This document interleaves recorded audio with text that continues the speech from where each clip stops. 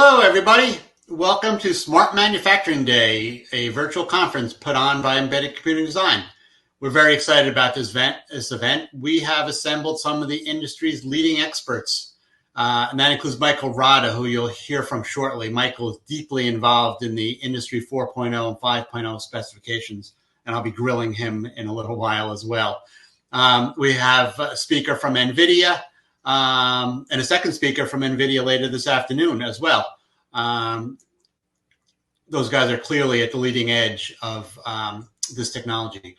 So the goal of Smart Manufacturing Day is to help you, the design engineer, develop next generation manufacturing systems using artificial intelligence and machine learning, and certainly keeping them safe and secure. And also don't forget, at the end of the next session, which starts at 3 o'clock Eastern time, which is 90 minutes from now, we'll be giving away a very cool prize, a Lego model of R2-D2. And that comes with all the attachments. I happen to be a big Star Wars fan. I was involved in picking this thing. It is very cool. If you saw it in the registration page, I think you'll agree. But you must be present for that session this afternoon to win. That session is called Edge versus Cloud versus Edge Point on the factory floor. I'd like to thank our sponsors, Supermicro and the Trusted Computing Group. Okay, so now let's dive into this session, which is titled AI Propelling Us Beyond Industry 4.0. And I forgot to introduce myself. My name is Rich Nass. I will be your moderator for these sessions today. I'm also the Executive Vice President of Open Systems Media. I lead the embedded and IoT teams for Embedded Computing Design. If you're not familiar with Embedded Computing Design, shame on you. You should definitely check it out. It's filled with lots of content that's all aimed at the engineer developer in terms of hardware and software. You'll find it at embeddedcomputing.com. So we have two speakers in the session. I already mentioned Michael Rada. The other speaker is THORSTEN STREMLAU. While he's with NVIDIA, he's representing the Trusted Computing Group today. And when he gets into his presentation, you'll understand what that means. Before I ask Thorsten to begin his presentation, let me go through some of the housekeeping items, which has to do with the platform that you're looking at. The entire presentation between the two guys will take about 45 minutes, and that'll leave us some time to answer your questions. We will answer as many as we have time for. The right-hand side of the console, you'll find an area where you can enter your questions in real time. And as I said, we'll answer as many as we have time for when the speakers are done. If we do not have time to answer your question, somebody will get back to you after the session is over. If you have an issue with the console's operation, like if the slides aren't advancing, my audio doesn't sound right, or something like that, put that into the question box and one of our tech folks will get back to you with a fix. There's also a tab on the left side. Is it, maybe it's the left side, the right side? That says resources. If you click on that tab, you can download a copy of the slides that are being presented today. And you'll also see the speaker bios. In addition, there's a link to register for some upcoming webinars in that handouts panel. We have two that I'd like to just mention very briefly. On the 27th of this month, there's a session that has to do with Arduino that's sponsored by DigiKey, and it's sort of a hands-on course where we walk through different aspects of how you design with an Arduino. And then our next AI event is an engineer's guide to AI integration. That is on April 25th, sponsored by Acronics. So you should register for those. Okay, finally, this webinar will be available in an archive version shortly after we're done today. So if you missed something, you want to go back and review, pass it along to a friend or a colleague, it will be there for you. Okay, I'm sure you're tired of hearing from me, so let me hand it off to Thorsten to get us going. All yours, Thorsten. Thank you, Rich. Thank you, Rich. All right, well, hello, everyone, and thank you for having me back again. As Rich said, my name is Thorsten Stremlau. I represent the Trusted Computing Group, but I'm going to be drawing upon a lot of experience over the last couple of years. My experience is from Lenovo, where, we built a lot of these industrial control systems and IT systems for Industry 4.0 and beyond. And then obviously also a lot of the current engagement that I have with all of these AI projects that are popping up all over the world. So before I move on to the next slide, I do want to, just cover, I guess, a little bit of the state of the nation, within this space. There are a lot of things that are happening in the industry right now. There is the entire aspect of Gen AI that is now being accelerated, and with that, people are discovering a whole bunch of advanced capabilities that AI systems can deliver. Right now, the main focus has been so far on really optimizing manufacturing. Optimizing manufacturing processes in order to reduce cost. And we've seen many different examples of this. So from an NVIDIA perspective, for example, NVIDIA has a product that's called Omniverse. Omniverse is basically a very large collaboration platform that allows you to create digital twins of whatever you'd like, right? Whether that's a manufacturing line, or whether it's by the way a video game, and you're trying to simulate something that's happening in the video game. But what companies are starting to do is that they're starting to model their manufacturing processes and their manufacturing plants, including all of the different areas of where the influx of materials, the handling of logistics, quality control, and everything else like that. They're modeling that in a digital environment, and then using AI in order to optimize the flow as much as they possibly could. They're also starting to leverage technologies, for example, such as NVIDIA Isaac. Isaac is a robotics control platform. And so, again, from an optimization perspective, what you can now do is that you can train all of your robots in a virtual environment. You can model your robots, and then train those robots in that environment. You simply transfer the learnings into your physical robot that's in the manufacturing plant. And a lot of companies have seen a lot of advancements in that. However, there's this thing that's now happening, or that's been happening for quite a number of years now, that's disrupting the traditional optimization of manufacturing. And this is being driven a lot by, I'll call it a resurgence in awareness by the consumer, by us, in terms of sustainable manufacturing, in terms of being socially responsible. And so that really is a new paradigm that will really require AI in order to drive us to the next level. The main reason for that isn't necessarily because the processes require AI. I'll talk to you a little bit about that, but one of the main reasons why AI is so important in this transformation to sustainable technology is unfortunately the human aspect of it, is the unpredictability of humanness, the unpredictability of people that are trying to make a fast dollar or euro off of doing something that they shouldn't, counterfeit goods, or not fulfilling an order on time. And so that really is something that is driving the adoption of AI dramatically within that space. One of the important terms that I'll mention a number of times today is the topic of glocalization. Remember this term. Everybody, I think, understands globalization, and I think that everybody would understand the term of localization, right? So localization is, when you buy your supermarket goods, when you buy your shopping at the local store where the local farmer has created the vegetables and has put them on the table. The farming, the bread is all made locally, et cetera, et cetera.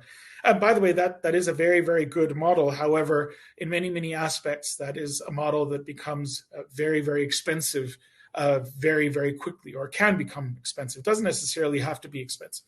On the other hand, you have the global trend, right? Which is you manufacture completely decentrally. You have everything shipped in, and everything is made elsewhere, and the coordination of the supply chain becomes fairly complicated.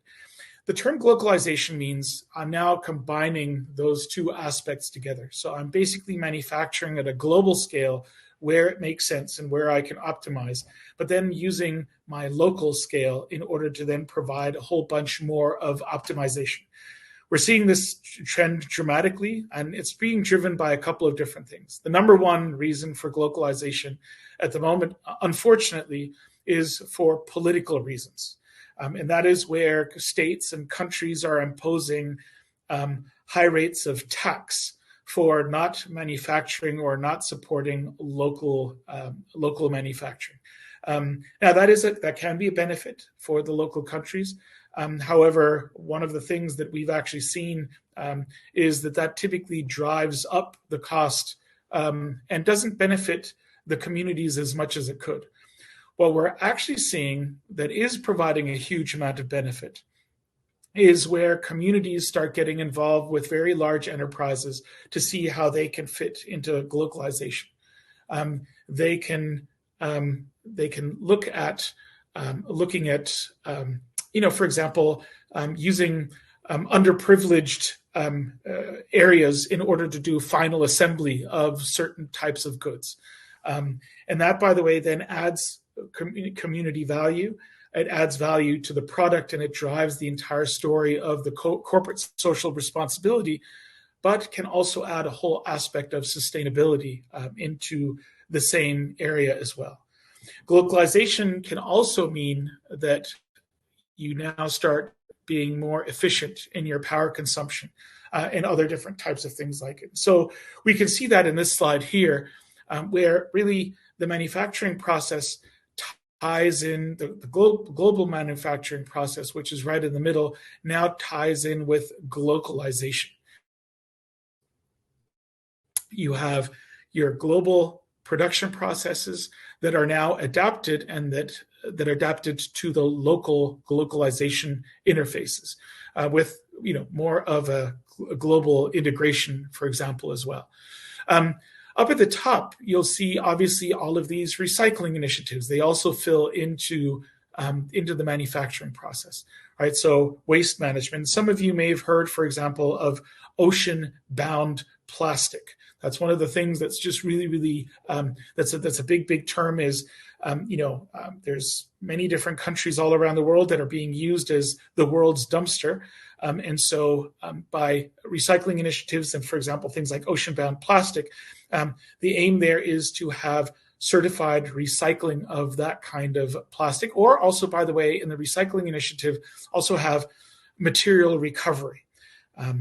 There's huge manufacturing and recycling plants now that do nothing else but take motherboards, that take electronic goods, and that will desolder the chips from those, then do some basic testing on them, and then resell them back into the industry. And then obviously up at the top, I already talked a little bit about the environmental standards and also about renewable energy use. And so this is really the entire new ecosystem of this globalization that is really driving enhancements within that space.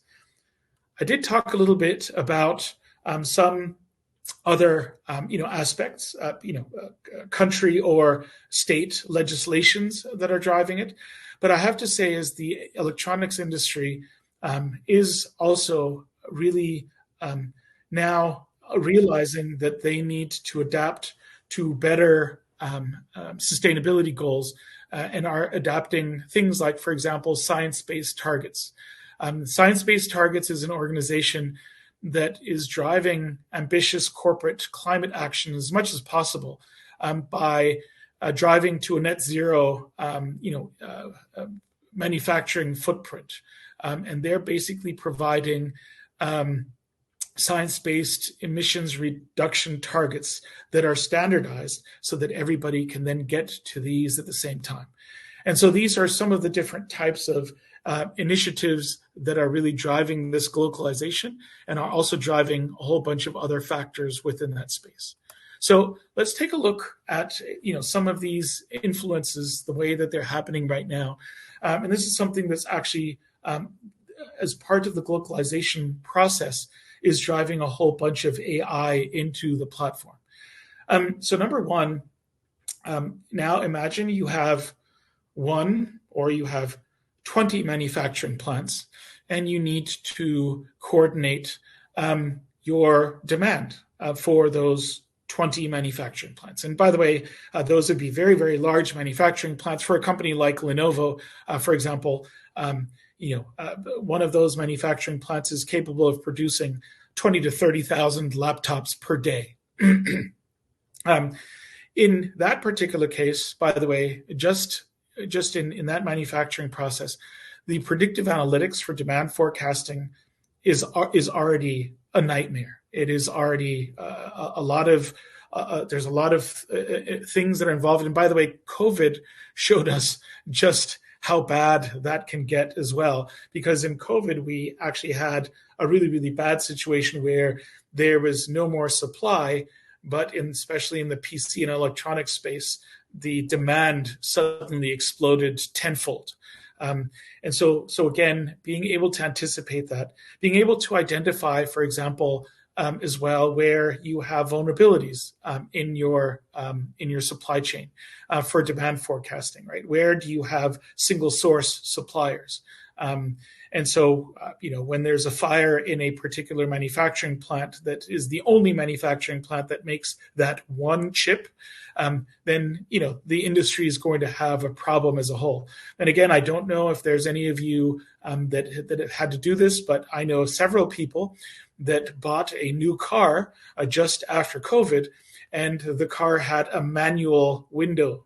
Okay, now we are in 2024, and this was only a year or two ago. But the reason why they had a manual window is because the chips to automate the window were not available, but the supplier still wanted to ship those cars. I'm not going to tell you who the supplier was, but it has happened, and it happened several times. There's then, especially when I talk about the area of dual sourcing or multiple sourcing, is making sure material matching and selection, and that's something that's important.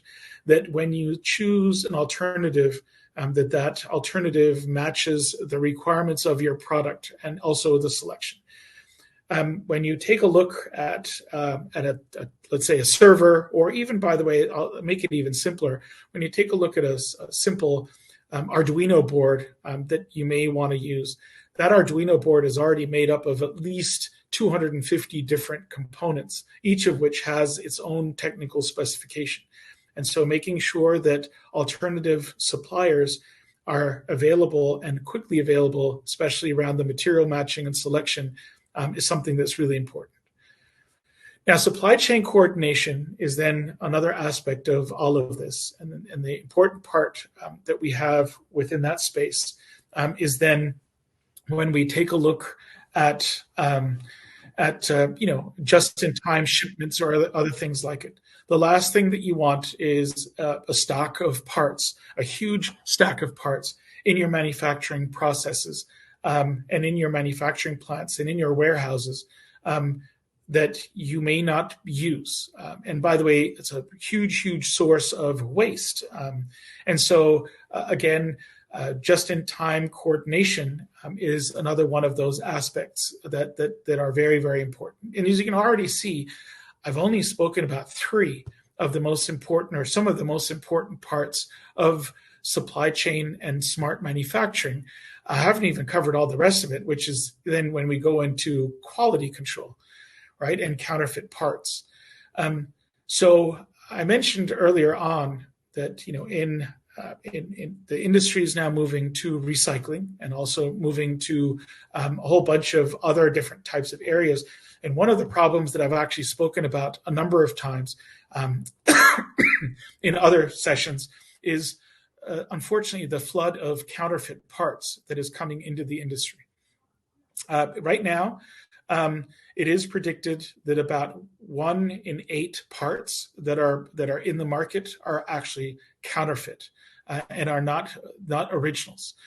There are entire industries in certain countries all around the world that are doing nothing else than basically, as I said in the beginning, desoldering chips from old electronics or from electronics, taking a look at the chip footprint that they would have, right? So that chip is going to have X amount of legs or X amount of pins, and then it will have a certain size.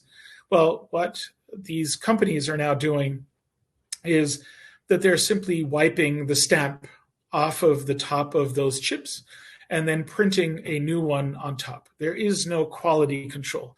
That chip is actually has none of the functions of the new stamp that they've put on. But by the way, the new stamp that they've put onto those parts is then a high value part. So they would have taken something that is trash and now added a stamp on top of it, and then basically they can charge $1 to $1.50 on the second-hand market or on the recycled market for those different types of parts. Unfortunately for the industry, and again, this is where AI will fit in, and I'm going to tie that in together in just a second, it is virtually impossible to identify the providers of those components before their parts have already flooded the market. Even very, very large distributors of parts have been affected multiple times, and we've even seen some of these parts make it into critical infrastructure, like airplanes, like power plants, and even in nuclear power plants and other things like it. So the area of quality control and counterfeit parts is another thing that's very important. I already mentioned inventory management a little bit earlier on, but then we'll talk about route and logistics optimization next, which is then another aspect, especially when you move to a localized model, right? So does it make sense, for example, to assemble, let's say, a motherboard for a laptop in China, then basically put that motherboard and several of the other components into a container, ship it via ship to, let's say, a local destination like the United States, have it unloaded, loaded back onto a truck, shipped to, let's say, I don't know, Dallas, Texas, where there is a local manufacturing plant, and they then do the final assembly, and it benefits the local economy and the local community. Does that make sense, or has that just produced so much more waste and so much more cost that doesn't actually optimize anything? And by the way, that's also a very, very complex model that we have to have happen there. And lastly, we then have the advent of circular economy models, and that's where the device may be reused, may be cascaded, and prolonged usage of time. Now, these are just 7 of the aspects that a global manufacturing facility that wants to move to globalization needs to take into account. All of this can be coordinated manually. All of this can be done by humans. However, the process becomes really, really, really complicated. And there are a number of different tools and a number of different technologies that you can then use in order to improve on all of these different types of things. And so that's really where AI fits in. And by the way, I can literally name hundreds of companies that are each specialized in these different sectors just to make sure that we can move to a more sustainable, localized model within manufacturing. The last thing that I'd like to talk to you about, and then I'll hand over to Michael, is then I guess where the trusted computing group fits in. So I mentioned the counterfeit parts, and I mentioned also bad actors introducing concepts into manufacturing and into the logistics, into the spare parts and other things like it. So when we take a look at these three levels, there is a work group within the Trusted Computing Group called the Supply Chain Security Work Group. And they're documenting all of the different aspects to provide the necessary documentation so that again, it's easier for humans, but also for AI to understand the nature of parts that are used within the manufacturing process. But they also understand any value added tasks that have now been added. So if one person has added a chip to a motherboard, how do I document that that was done in earnest and that there wasn't some sort of a malice that was introduced to that? So I would ask you to take a much, much closer look at the Trusted Computing Group, and especially at the supply chain security, because the work that the Supply Chain Security Work Group is doing is actually key to providing all of the documentation and providing the transparency to then enable the move beyond Industry 4.0. And so with that, I'd like to move over and hand over to Michael for the second part of this. Thank you very much, Thorsten. It was a really great introduction. I will prepare my presentation as well, and I am really looking forward to share with everyone the view of a man who started his career as a steel factory worker, so more than 30 years ago. And today you will find only one title on my business card. It's Generally Human. And at the same time, I'm the founder of Industry 5.0. So before we start, let me ask you one question. Do you prefer smartphone or a voice phone? You know, the smartphone can do a lot of things. It can be permanently connected. It's a data terminal, camera, video, social media, everything is in your hand. But a voice phone, probably you never heard about. It can make phone calls and it can make SMS messages. The reason why you probably never heard about a voice phone is that you spend probably up to 87% of your time you spend with your smartphone. But with a voice phone, you will spend only 3% of your time. And it may sound strange, but the voice phone, which I will show you in a minute, is the only one in a mobile phone history which was awarded 3 years in a row the best business mobile phone in the world. And I'm sure Thorsten will remember. Nokia 6301i. Why I'm showing this to you? Because, you know, we have a lot of digital waste. And Thorsten talked a lot about waste. But have you realized that 85% to 90% of all data stored in the data centers will never be used again? Do you know that 75 to 85% of the images you took with your mobile phone will become almost immediately obsolete because you will not be interested in them? 95% of the data scanned by barcode reader are not utilized in the industry. What is strange, 75% of all mobile phone users with the weather app in their mobile phone, if you ask them what is the weather, they will look at the screen, not out of the window. If there will be electric shutdown, a blackout, the result will be permanent loss of information and data connection. And that's for people who are addicted to technology. It can be very, very dangerous. And for example, LinkedIn does not allow you to analyze your post, your own work, if it's older than 2 years. So we have created a lot of digital landfills. And generally, to run these landfills, we use more water than we feed to cities. You know, Industry 5.0, you can look at the timeline from a different perspective. For example, from the financial one or economical one. It started with zero, really with zero. But then it grew up to $1 quadrillion value. And if you look at from the time perspective, you will be surprised even more because Industry 5.0 was launched on December 1st, 2015. And just 2 weeks ago, United Nations implemented, or United Nations Environmental Program implemented in their strategy. What is Industry 5.0? It is the first industrial evolution ever led by man, by human. It's built on the principles of systematic waste prevention, so-called industrial upcycling. And as I said, it was launched on December 1st, 2015.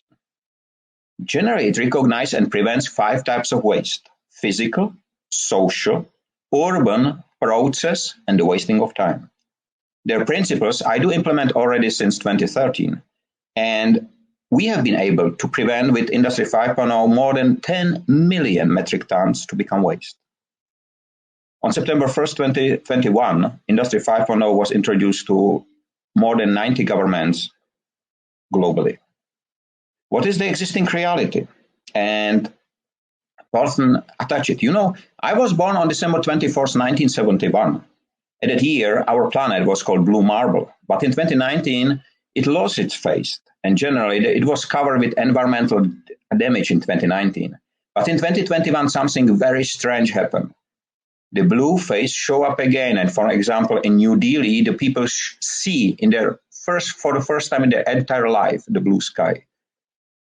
And it was not the result of our intentional change of our behavior, but a virus locked us down. We have been able to create within few decades a landfill on the orbit with more than 170 million pieces of space debris. And what we do to the planet, we dig inside, because the only criteria of success become more money, more computers, more houses, more cars. Ask Elon Musk, Jeff Bezos, Bill Gates, ask all who and how they get to the ladder presented by Fortune 500. You know, we are living here together with 8 billion people, not knowing that 200 years ago, it was just 1 billion. 100 years ago, it was just 1.5. And despite 2 world wars, 2 world pandemics, we have more than 5-fold people living on a planet. And in 2050, some predictions speak about 11 billion people. Just now, remember the last image I showed you. We are living here in 206 countries. We are speaking 7,000 languages. We are riding 1 billion cars, and we let 9 million people die hungry, despite the fact that every single day is globally wasted more than 23 million metric tons of food and crop. We let 800,000 people die thirsty, despite the fact that only California crude oil industry consume every single day more than 347 million liters of drinking water. We plant our food to throw it away because the leaves are not green enough for the buyer in a chain store. We put our overproduction into rivers and in the landfills not to spoil the market price. We carry our water in firefighting tanks, not knowing that the same amount of water is needed to produce just one and simple hamburger, and we do it on a planet where 1 sip of water can save not 1 but 2 lives. We work in factories which store their obsolete packaging on the parking lots for employees, waiting there until it becomes waste. We work in companies which has walls lined with environmental certificates, and behind the wall, the same company create a landfill. We waste products which are not perfect for one, but can serve hundreds and thousands of others. And we do it under the supervision of the World Bank, which says that till 2050, the waste volume will grow, in some destination even double. In the same report, you can read that almost everything can be reused or recycled, but in fact, only 13.5% is being recycled. This is what makes the waste industry the 3rd most profitable industry in the world, following the war industry and the crude oil industry. So we have the choice, same as with the smart or wise mobile phone. Industry 5.0 increase the volumes. It is permanent production, digitally controlled, 24/7 connected, global supply chain. This is digital twins. It can create a lot of things. It's permanently consuming electricity, a lot of water. It's generally humanless, because human is the issue, but it's wasteful. And what is Industry 5.0 comparing to that? It decreased the volumes of the produce volumes, but increased the profitability. It's produced just on demand. It's digitally supported. It's connected when needed. It's not global, and as was mentioned, it's local, field to fork. It's a good example. Robots and artificial intelligence should be the tools. And it should run electricity should run when needed, because otherwise we will be all the time, we will not have never enough electricity. It's driven by human and it's wasteless. The aim of Industry 5.0 is to create wasteless world. We have made in the history, we have made a big mistake. We consider that the future can be built on the top of a pyramid. And there is a lot of, this is, for example, so-called 3R, the waste pyramid. But we forgot to understand that the pyramid has not been built for the living ones to live inside, but to store the corpses inside. And when I realized that back in 2010, I decided we need another groundstone. And I created 6R. It's a groundstone which will remain stable even if the ground will shake. And how does it work? It's not easy. Because firstly, you have to recognize that something must not become waste. And trust me, if you waste the item, it's hard. But the second step is even harder because you have to reconsider what you will do with the item which you just saved. And then you will fail for the first, second, third time. But at one moment, you will succeed. And this is the moment when you start to change the world. You know, I spent 8 years to write a document which was never needed in a human history. Never, ever. Because humans wasted so much. It's called Waste Prevention Framework. And don't worry, it's just 1 page, which says that nothing can be used or utilized again must become waste. Everything must be considered primary as a pre-waste existing resource and remain in the system. The secondary use or utilization is not limited to a primary function of a product or material and can be executed by everyone respecting the regulations and safety conditions. Collecting, sorting, belling, transportation, and trade are not being considered anymore secondary utilization. And if not utilized at the original location, it must be offered to the others. And please understand one, there is no waste if we do not waste. What is strange that not a single legislation in the world define how waste is created. So of course it must be part of the framework, because the creation of waste is called wasting, and it is a process in which a product or material of any kind, form, and volume become waste. In fact, wasting is a system failure and must be prevented first without any limitation and legal restriction. And understand, wasting is not a feature of a product or material; it's the result of human behavior. And single use is one of the most applied forms of wasting. There is a lot of talk about degrowth, and many align degrowth with the scarcity, but it's not. Degrowth is not a fail of a sign. It's not a sign of a fail, but stability. Degrowth does not represent scarcity, but the thought of enough. Degrowth does not mean lower profitability. In contrary, degrowth is one of the groundstones of evolution, every evolution. Degrowth does not waste resources. It does not destabilize the system. And it does not need a capital investment.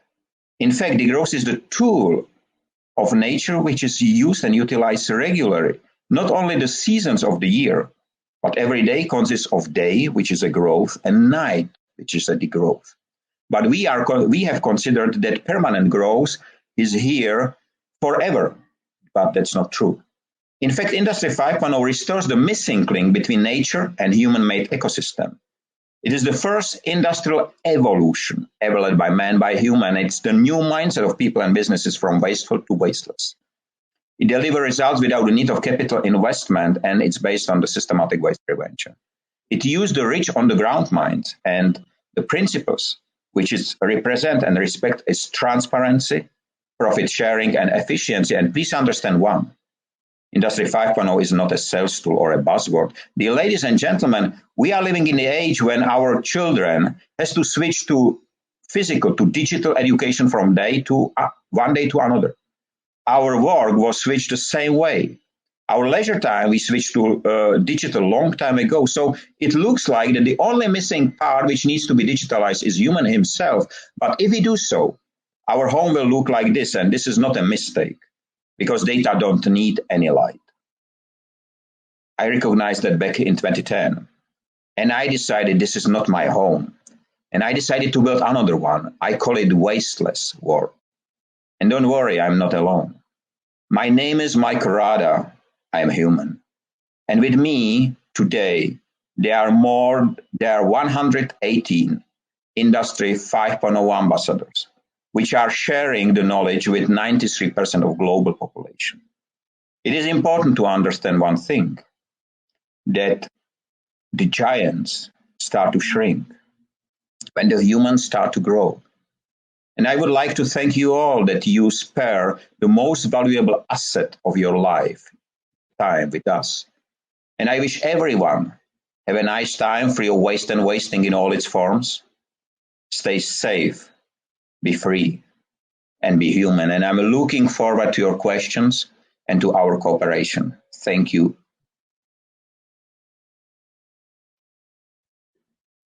So I would like to hand over to Rich, and I hope there will be questions for us. Well, there's definitely questions for you, Michael, and for Thorsten as well. Okay, so the first thing, while this is top of mind, pretty grandiose. How do you get people to buy into this, Michael? It's let's say I will tell first why the companies and government join me. It's a very simple. I have only one question for the CEO. Do you want to generate waste or profit? Because waste is all the time cost. So in 10 years, not a single CEO, not a single a politician say, I prefer waste. Why do people do it? That's the second part of the question. You know, it is not about Industry 5.0. The image of wasteless world is so strong.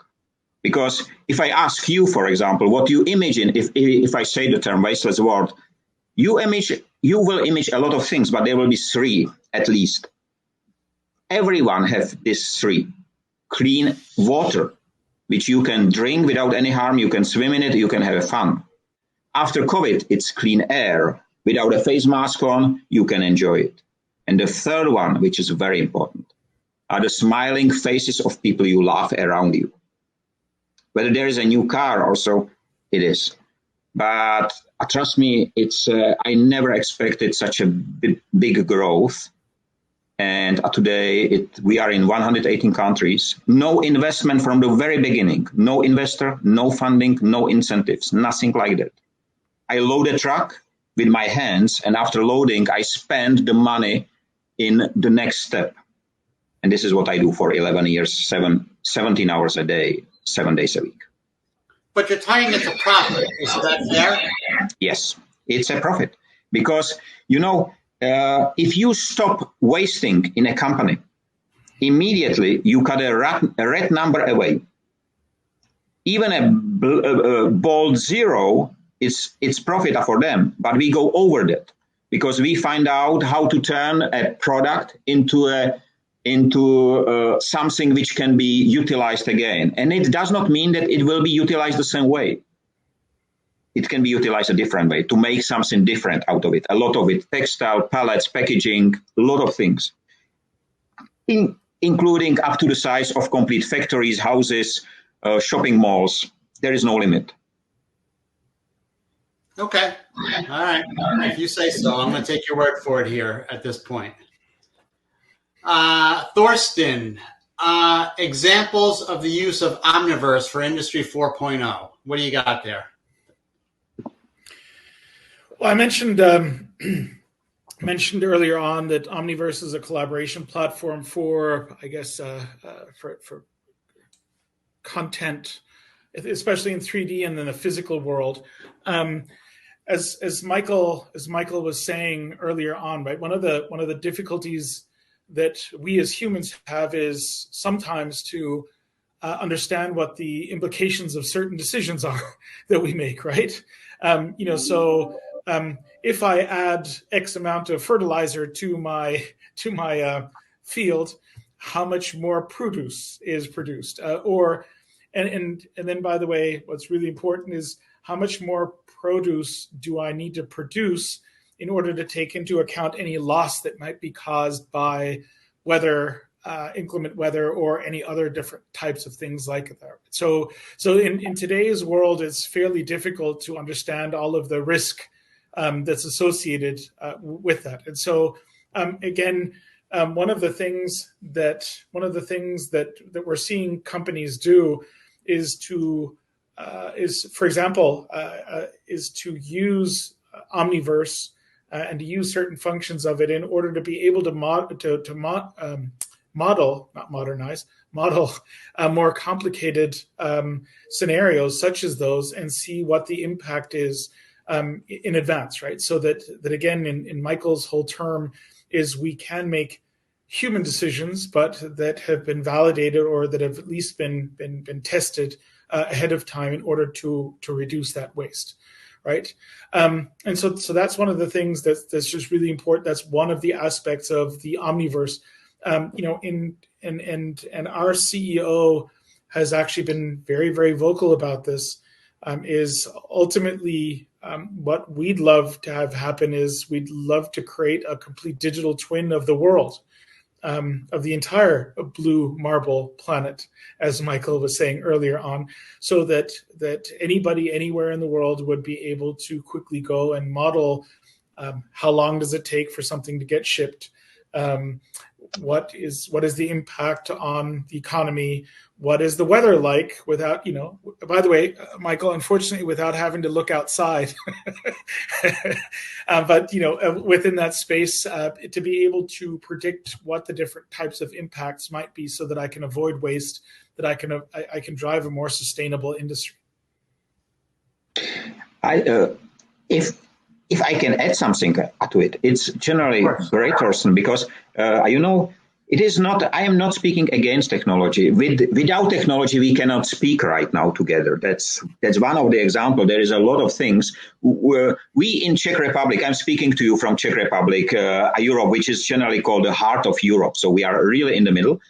And we have one saying, and that said that the fire, it's a great servant, but a very bad master. And this is what we have to avoid with the technology, with the AI, to become the master. And already in 1921, Karel Čapek, which is the man who introduced the term robot, generally in his novel, which I recommend everyone to read, is written. It is about the world where the people has been so strongly addicted to the robots that the robots recognize that they don't need the people. And it was 1921, the first time when the term robot was mentioned. But what I would like to mention, and you name it, Thorsten, what is the issue generally? What we are doing in Industry 5.0, among others, we are breaking the silos between the industries. Because if the farmer does not know and he does not speak with someone, and this is exactly the silo, this is exactly what the technology can help us. But at the moment, car maker do not speak with motorcycle maker. Why? They use the same pallets, they use the same packaging, they use a lot of same things, but they don't speak together. And these are the silos which need to be broken. There is from the very beginning, for Industry 5.0, for me, there is only one role model from the very beginning, and it is nature. Because nature does not waste. Nature does not have silos. Nature has a lot of things which we forgot that we are part of nature. And I think that I love what NVIDIA and what Thorsten said generally. It is not to make the digital twin of the planet for eliminating the planet. It is to make it to help the planet to become blue again, to communicate by everyone and so on. This what I would like really to have NVIDIA on board of Industry 5.0 and work together. Industry 5.0 is not the extension of Industry 4.0. I created because in 4.0 was so many issues which I recognized back in 2013. Then I have to came with a new term, and not revolution, but evolution. Sorry that I step in. Don't be sorry at all. Michael, your definition of Industry 5.0 is your definition, and it's a little, very different from what is a more accepted definition of Industry 5.0. And I won't get into which one's the standard and which one's not the standard, but the one that I tend to use has nothing to do with what you recite as Industry 5.0. What do we do about that? Because I think we're just creating confusion. I know about it. I call it, sorry to say, I call it Industry 5.0 fake. There is only one original, you know. No, it's the fact. So Karel Čapek was the man who named the term robot. I am the man. It was not my intention. It was not my intention to be the man who came with the term Industry 5.0 and with its content, but I did. So you can check. But what you mentioned is generally the definition of a European Commission, and just comparing the timing. I introduced Industry 5.0 on December 1st, 2015. European Commission introduced it on January 7th, 2021, and they integrated in a European Sustainable Development framework. But the crazy part about it, they refer to my work. They refer to Industry 5.0 definition by MICHAEL RADA. It is the reference number 68 from 69. And they know what they do. They know because, you know, the intention of European Commission is not to make wasteless world. The intention is to boost up the economy again.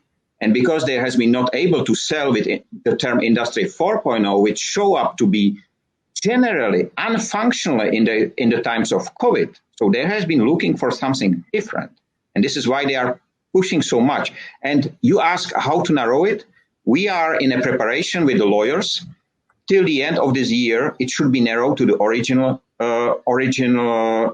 meaning of Industry 5.0. Because as I said, I am the author. I can call myself the Industry 5.0 founder because I am the author. And European Commission know about it and intentionally mislead the audience. And I have the proofs, and there is a lot of proofs, and they themselves shoot them into the leg, you know, by adding me as a reference in the first official document, which was launched together with Industry 5.0 European Commission. The strange part about it, you know, in this European Commission, for example, launched 2 years ago, so-called Industry 5.0 Award. I cannot participate. I am not eligible because eligible are only companies which has been funded by European Commission already. I never ever receive a single penny in a funding. So it's just the explanation. I do understand the confusion. We are working on it, and we expect that till the end of 2024, the understanding will be narrowed, especially because first 7 governments already adopted Industry 5.0 principles in their strategic development plans. India, Italy, Argentina, and some more. Thailand. So that leads right into one of these questions. Why is this not adopted worldwide today? In 118 countries it is. Why? Because we do not have the money to pay for the advertisement. So simple it is. You know, we are using our money. The others are using other people's money, and we don't do that. So it is adopted slowly from the bottom up, but already companies like AstraZeneca, Jaguar Land Rover, Airbus, and so on, they announce the direction, the strategic direction towards Industry 5.0. Just now, we are negotiating about narrowing the understanding. And not a single one will be against. You know, we are not doing anything wrong. We are not asking them to be less profitable. In fact, we are increasing the profits, just different way. So this is the answer to you, and thanks to our talk, which we have 2 years or 3 years ago, if I do remember properly, more and more people learn about it. Okay, well, that's why we're here, and I think we're actually doing a really good job of that. I'm sure. Let's see.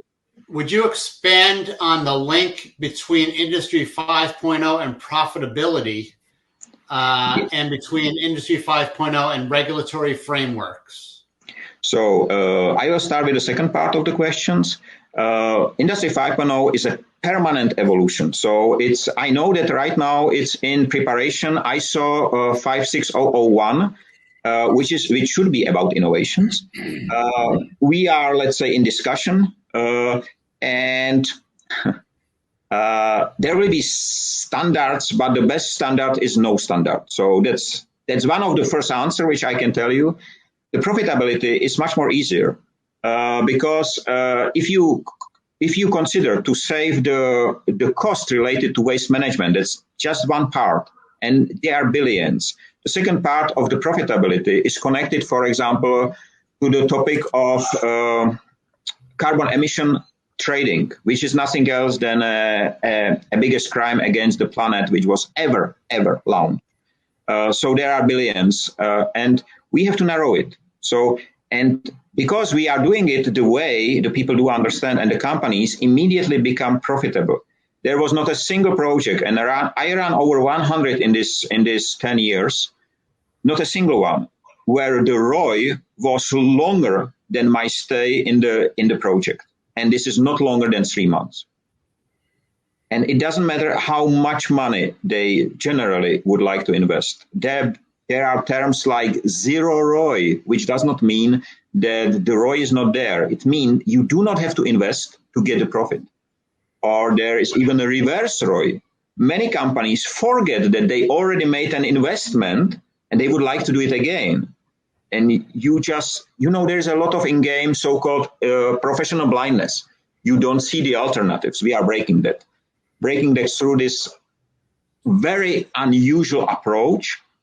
But because I'm a systematic guy, I spend more than 30 years in logistics. I do even educate logistic innovations and, of course, Industry 5.0 and sustainability on the academy.